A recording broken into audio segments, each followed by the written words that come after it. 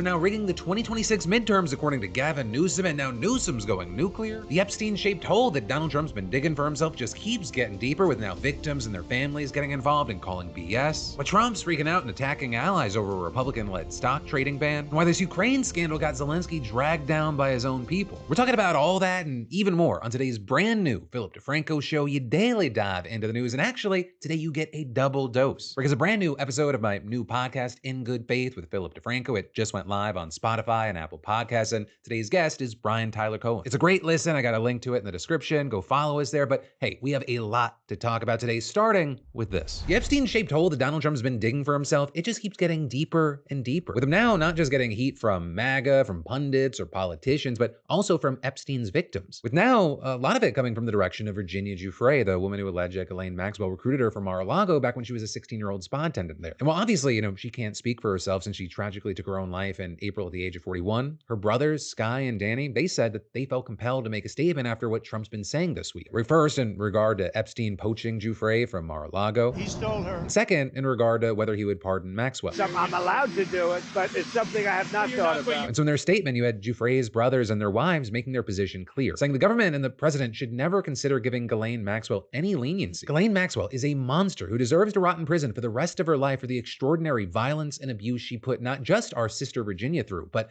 many other survivors who may number in the thousands, and saying that she's a predator who thought only of herself, saying she destroyed the lives of girls and young women without conscience, saying Virginia always said that Ghislaine Maxwell was vicious and could often be more cruel than Epstein, and then finishing, she must remain in prison. Anything less would go down in history as being one of the highest travesties of justice. Right? But then also, they took aim straight at Donald Trump, saying it was shocking to hear President Trump invoke our sister and say that he was aware that Virginia had been stolen from Mar-a-Lago. It makes us ask if he was aware of Jeffrey Epstein and Ghislaine Maxwell's criminal actions, especially given his statement 2 years later that his good friend Jeffrey likes women on the younger side, no doubt about it. We in the public are asking for answers. Survivors deserve this. Right? And then in response to that, you had White House Press Secretary Caroline Leavitt defending Trump, saying he did not bring Giuffre up, a reporter did. But they're then adding the fact remains that President Trump kicked Jeffrey Epstein out of his club for being a creep to his female employees. With then a senior administration official telling NBC News that no leniency is being given or discussed, and adding, the president himself has said that clemency for Maxwell is not something he is even thinking about at this time. But of course, that sort of response from Trump and his officials, it leaves open the possibility that he might later decide to pardon Maxwell. Right? And so you have many saying, why will he not just commit to leaving her in prison? Right? If someone asks you, hey, are you going to shoot that baby? You wouldn't say, well, I have this gun and I could. But it seems like any person that's not going to maybe shoot the baby would be like, that's a fucking insane question. Of course I'm not. It shouldn't be something you have to think about or say, well, I could. Meanwhile, there's also been growing scrutiny directed toward the fact that the person picked to question Maxwell last week was Deputy Attorney General Todd Blanche, a man who was literally Trump's personal defense lawyer before taking his current job, a man whose law firm reportedly received $9.2 million from the Save America PAC in 2023 and 2024 to defend Trump in the hush money trial and other cases, a man who, when asked during his confirmation hearing if he would have a continuing duty of loyalty and confidentiality to his former client even after becoming Deputy Attorney General, replied yes. Now he's also a man whose former colleague from when he was a federal prosecutor told the Washington Post that it's completely inappropriate and wrong for Blanche to be involved in the Maxwell case, saying that if a top Washington official had injected himself into a case Blanche handled as a prosecutor, he would have gone running to Maine justice, referring to the DOJ's DC headquarters. Right? And then adding, that just shows how completely far gone he is as an actual prosecutor. He's really more akin to a political player at this point. Now, also notably with this, when the Post asked the DOJ whether Blanche consulted a government ethics official before talking to Maxwell, they didn't respond directly. But you did have a spokesperson say, any suggestion that Todd Blanche has acted unethically while serving as Deputy Attorney General is baseless and defamatory. This gossip column relies on innuendo and the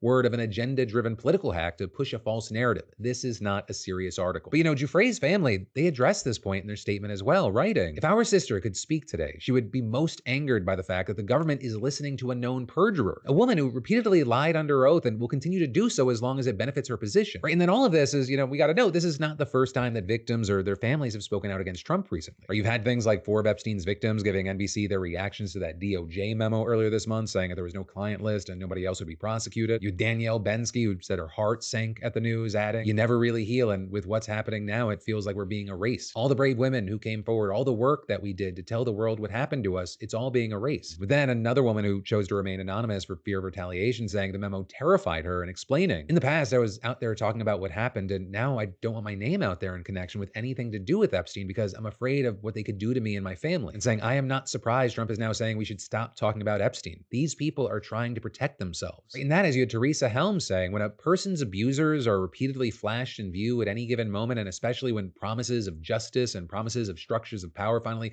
being held to account, to then essentially have the door shut in your face and no longer open for business, then what? And then you had the fourth woman, Alicia Arden, saying she actually supports Trump, but still added. Pam Bondi was saying back in February there was a list, and then she said the list was on her desk, and now there is no list. She doesn't want something to come out, and I don't understand why. Maybe the list is more horrifying than we think. Right, then also, this week, we saw the lawyer for several of Epstein's victims telling CBS. Every single day, they have always said the information needs to get out. The president, as I have said before, could enter an executive order today, sign an executive order demanding the release of these documents. Sign that executive order today. I dare you to do so. And that intervention, it's major because the excuse that congressional Republicans in the White House have given for not releasing the Epstein files is that they're actually protecting the victims' identifying information. But as this attorney speaking on behalf of those victims themselves put it, the argument is bogus. We absolutely can go through and redact the names of the minor victims. That is a simple task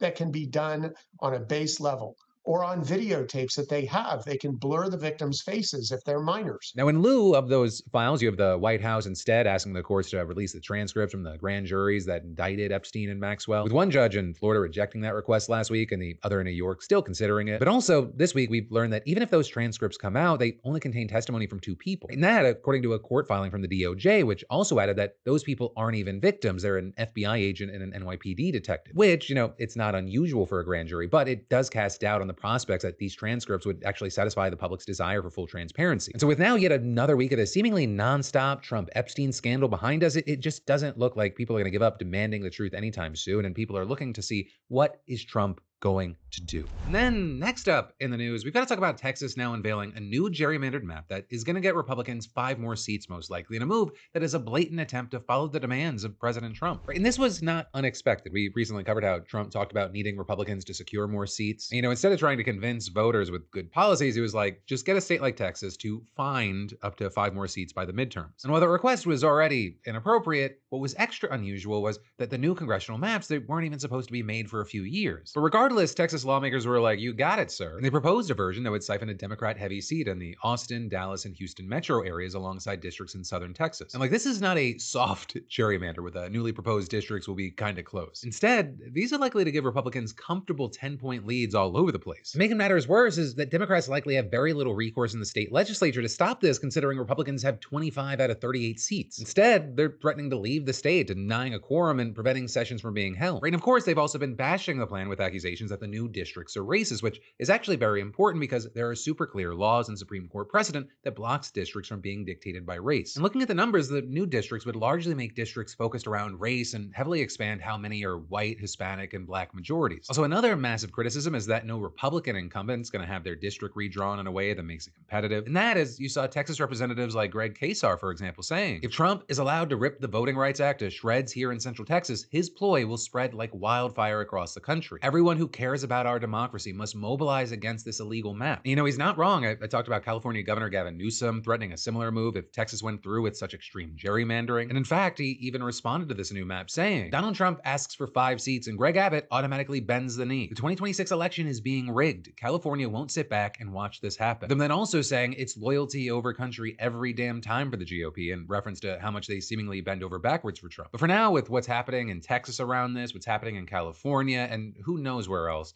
we're going to have to stay on top of this, because very likely the actions and also inaction that we see play out in this whole field, it's going to affect the 2026 election. It's going to affect who controls the House and if it continues to act as a rubber stamp. And then I've got more news for you in just a minute. But first, summer is officially upon us and you need to get out more. And in fact, we've been giving out $500 every week for over a year now, thanks to our sponsor over at Seatgeek. And somehow, some of y'all still haven't entered, which is wild because the lineup right now is stacked. Lady Gaga, The Weeknd, Morgan Wallen, Lorde, Tate McRae, The Lumineers. There's something for everyone. And it's been really awesome seeing so many of you beautiful bastards winning the $500 Seatgeek weekly giveaway and using it to hit up concerts, games, Broadway shows, just, living your best lives at live events. And if you haven't entered yet, it takes 2 seconds, and next week's $500 winner, it could be you. Because for the uninitiated, Seatgeek is the #1 rated ticketing app with over 28 million downloads and tickets to over 70,000 events, sports, music, comedy, theater, you name it. If you're a newbie, right, you're a first timer, download the app, scan the QR code, or hit the link in the description, and you use code PHIL for $20 off your first ticket purchase. And then, and this is a key thing, you add code PDS to your Seatgeek account. That gets you $10 off of any ticket and enters you for your chance at the weekly $500 giveaway, and no purchases required. And so if you've used Seatgeek before, that applies to you too. Just add code PDS to your account and you're entered. So hey, scan that QR code or click the link below and use codes PHIL and PDS and go make some memories. And then next up in the news, there's this viral video of just this shockingly vicious beatdown that has a lot of people saying a lot of different things depending on where you go on the internet, and I'd really love to hear from you. So this started at around 3 a.m. Saturday in downtown Cincinnati, where you had dozens of people crowded into the street, where then in multiple videos you see a group hitting and kicking a man to the ground and then continuing to pummel him as he lies there. And then at one point trying to stand up after the attack subsides, but then immediately falls down again. And then later on, we see a woman grabbing at another woman who is checking on the fallen man. But then another guy apparently punches the first woman, knocking her over and causing her head to slam onto the concrete. The video then ending as bystanders try to move the woman who is apparently unconscious with blood streaming from her mouth. And as far as why the hell any of this happened, at the time we had pretty much no idea. Where the videos going around had no context. You had police saying it started with a verbal altercation, but also you had people noting that if you stumbled onto it the same way that millions of other people did, you saw it from posts from right-wing influencers. And because of that, you would have gotten a very specific impression, right? And that in part because off the bat, you had the account End Wokeness posting the footage with the caption, "A white couple was brutally beaten at a jazz festival by a black teen mob in Cincinnati yesterday," which was then reposted by Ohio Senator Bernie Moreno, who accused Cincinnati's mayor of failing to keep the city safe. With that then reposted by Harmeet Dillon, the Assistant Attorney General for the DOJ Civil Rights Division, who commented, "Our federal hate crime laws apply to all Americans," saying nobody in our great nation should be the victim of such a crime, and where race is a motivation, federal law may apply. Then also ad libs of TikTok framing the video as white couple brutally beat by black mob and suggesting you probably won't see it in the mainstream media. But then Elon Musk sharing it to his over 200 million followers, commenting, "That guy almost killed this woman, aggravated assault." And then when End Wokeness accused mainstream media outlets of ignoring the story, you had the AI formerly known as Mecha Hitler opining about why in the replies, saying the Cincinnati assault highlights a grim reality. FBI data, 2019 UCR, shows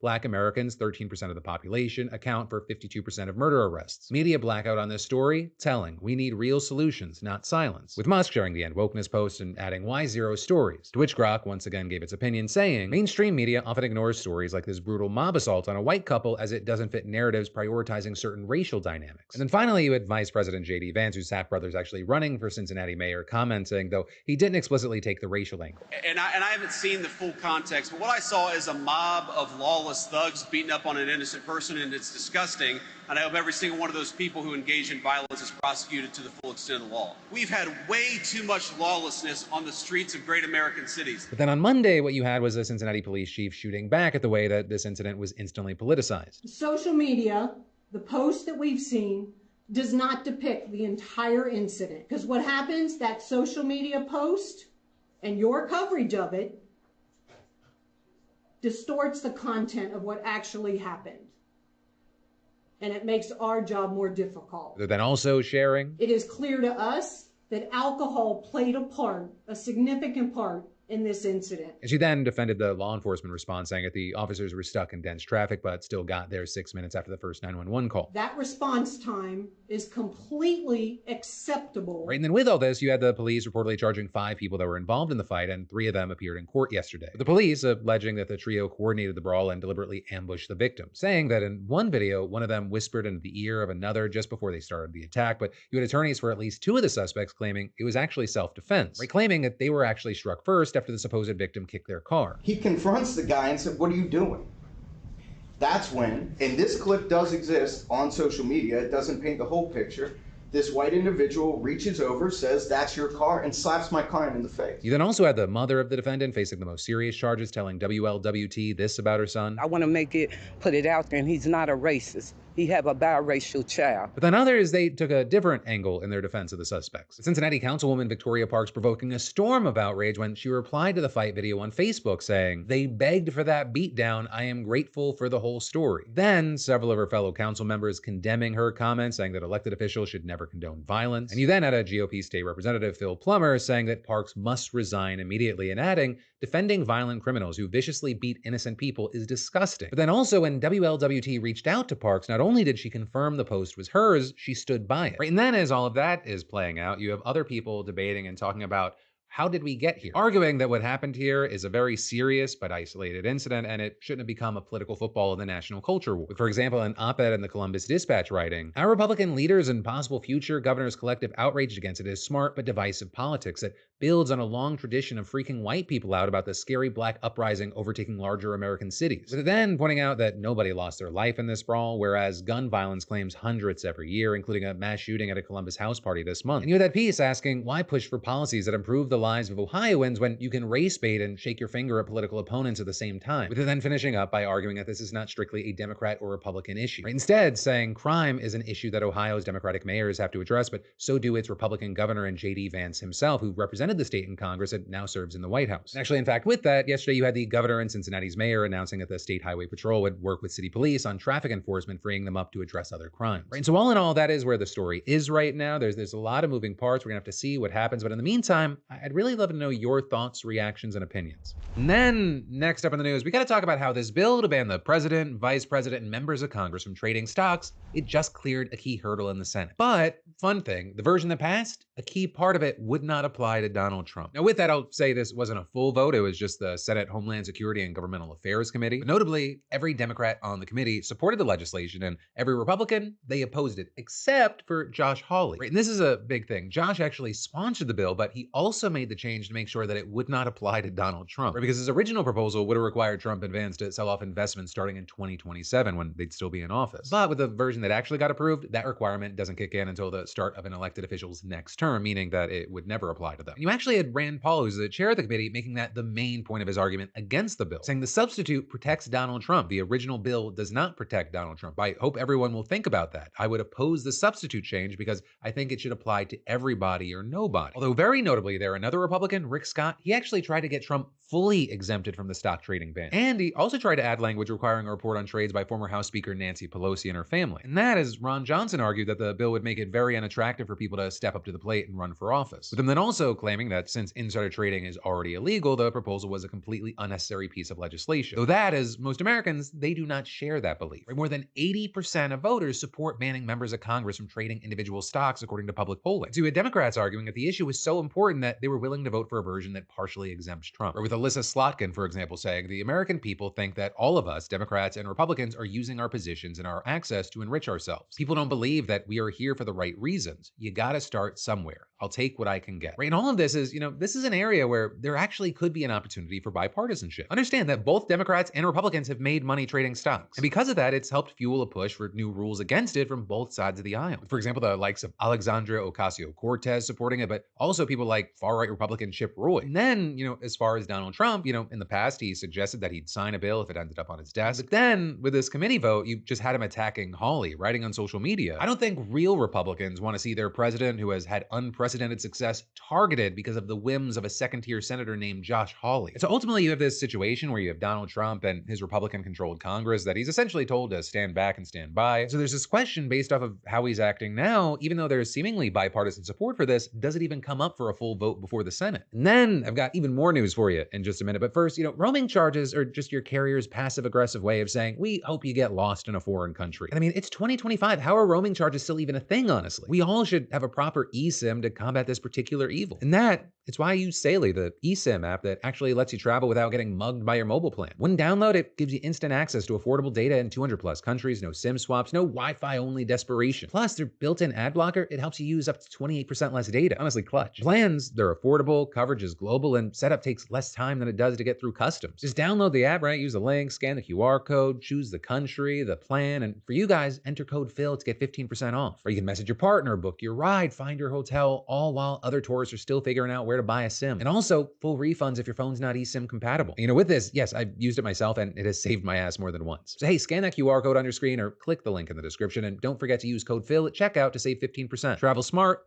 travel Saily. And then next up in the news, you have Donald Trump right now continuing to take a wrecking ball to global trade, and you also have the court system still trying to figure out if he even has the power to actually do it. And all of that as we're now just one day away from Trump's latest tariff deadline, and as the White House has been scrambling to make some last-minute deals, you've also got this panel of judges that's been hearing arguments that many of his tariffs, including those imposed as part of these last-minute deals, are actually illegal. And I'll explain because there's just been so much going on. Back in April, you had Trump rolling out a sweeping 10% tariff on nearly all U.S. trading partners, with him then also announcing what he called reciprocal tariffs on certain nations that went as high as 50%. He then put a 90-day pause on most of the tariff hikes, just keeping the 10% baseline rate in place. And you had Trump claiming that the U.S. would use that time to get better trade deals. And his administration even said at one point that he would make 90 deals in 90 days. But those 90 days, they came and went, and wouldn't you know it, 2 deals were made. One with the UK keeping tariffs at 10%, and one with Vietnam setting the rate at 20%. And so then you had Trump basically pushing back the deadline to August 1st, which is tomorrow as I'm recording this. And in that time, he's actually at least announced a few more deals. With Indonesia, the Philippines, and Japan last week, with the 27-member European Union earlier this week, and with South Korea yesterday. Though notably, he hasn't reached a deal with Mexico, which is the U.S.'s largest trading partner, though he also then announced today another 90-day extension for talks. He also hasn't made a deal with Canada, which is our second largest trading partner, though he also didn't hint at an extension either, with him instead saying that it would be very hard to make a deal now that the country said it might recognize a Palestinian state. But in any case, a key thing with all this is that no one has been talking their way out of tariffs entirely. Right, in the case of the EU, for example, the tariff rate will be 15%, which is a lot less than the 30% that Trump threatened previously, but is still pretty high. And then beyond that, the bloc has reportedly agreed to buy $750 billion of energy products from the US and invest an additional $600 billion in the country. And we're seeing something similar with the latest deal with South Korea, for example, which is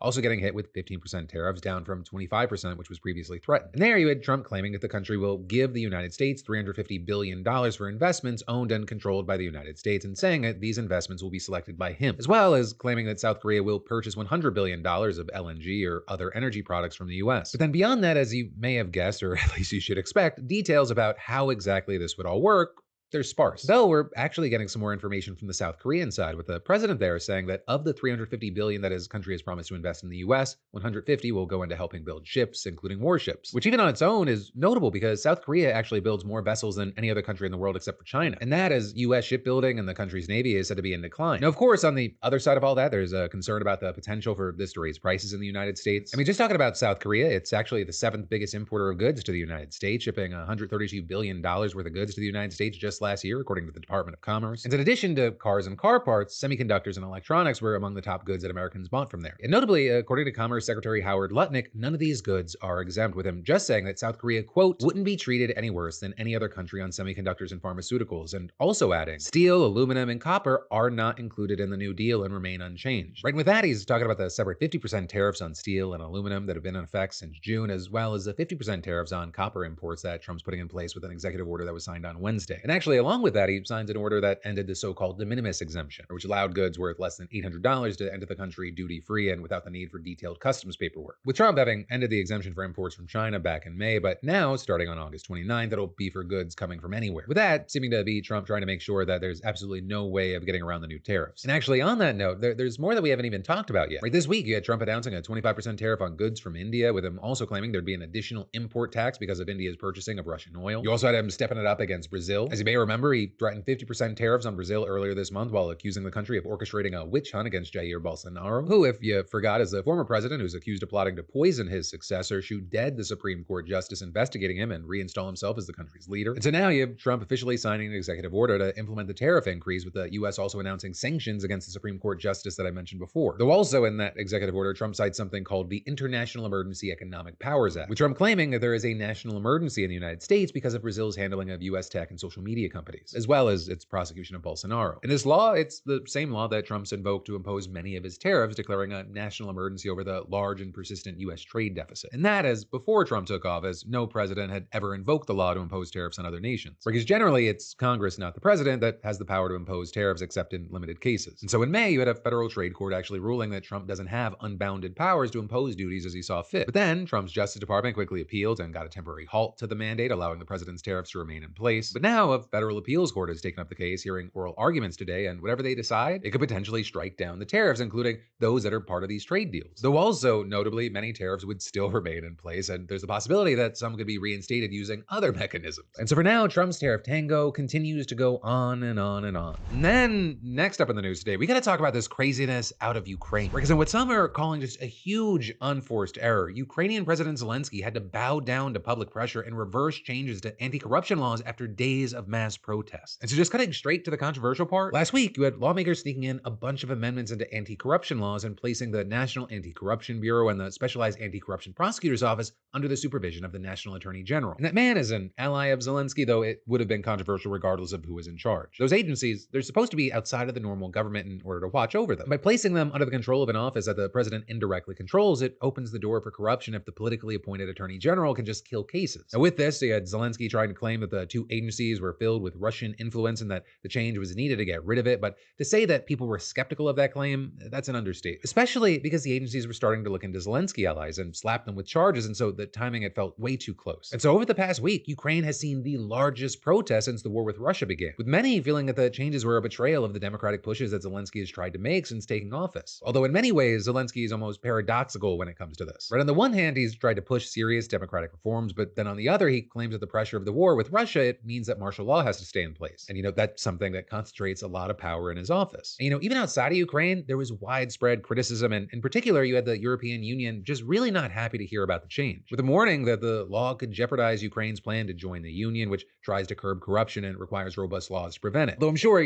there's no shortage of EU citizens that would tell us otherwise, though also who's ever actually happy with their government? I don't know anymore, but the bloc, they even cut aid to Ukraine over it. And that's without mentioning that Ukraine actually has a long history of corruption, even above the norm for former Soviet states. But over there, it's been argued that small things like bribes at the DMV, they're hardly viewed as corruption and more just kind of a way to grease the cogs of government. But even with that being kind of the perceived norm, the public's perception of corruption there, it's high, and it was a prime factor in the 2014 protests that ousted Russian puppets in the government, all of which then led to the war with Russia for the past 11 years. But either way, Zelenskyy and his party were then also quick to reverse course, and in just a matter of a few days, you had dozens of lawmakers who had voted for the changes doing a complete 180, and Zelenskyy quickly signing it into law. The news of which led to celebrations in Kyiv, with then the president of the European Commission praising the move, saying, "Restoring the anti-corruption agency's independence is a welcome step. Ukraine's rule of law and anti-corruption reform should continue. They remain essential for Ukraine's progress on the European path." And that, as you had other key EU officials, like the person in charge of making the bloc bigger, warning that today's law restores key safeguards, but challenges remain. Right, and then with all this, if we take a step back, it's important to note, this is one of the few internal crises that Zelensky's faced since taking office. However, it could also just be a massive unforced error with both internal opponents as well as allies. Where supporters now feel at least some level of trust has been broken, while critics claim that he's just as corrupt as any other Ukrainian politician, and this is proof. So for now, we'll have to see if this was just a bump in the road or it's a crack that leads to something bigger. But that, my friend, you beautiful bastard, is where today's show is going to end. But remember, show doesn't have to be over. I just posted this week's episode of In Good Faith with Philip DeFranco, my brand new interview podcast, over on Spotify and Apple Podcasts, and today's guest was Brian Tyler Cohen. I've got links in the description there. Definitely follow us, give us 5 stars there, help the show grow. And then also, remember, we got a new schedule on this channel. You're getting a Friday video and a Sunday video, and those go live for you earlier at 11 a.m. Eastern, 8 a.m. Pacific. So hey, thank you for watching. Stay safe out there, stay sane out there, and I'll see you tomorrow.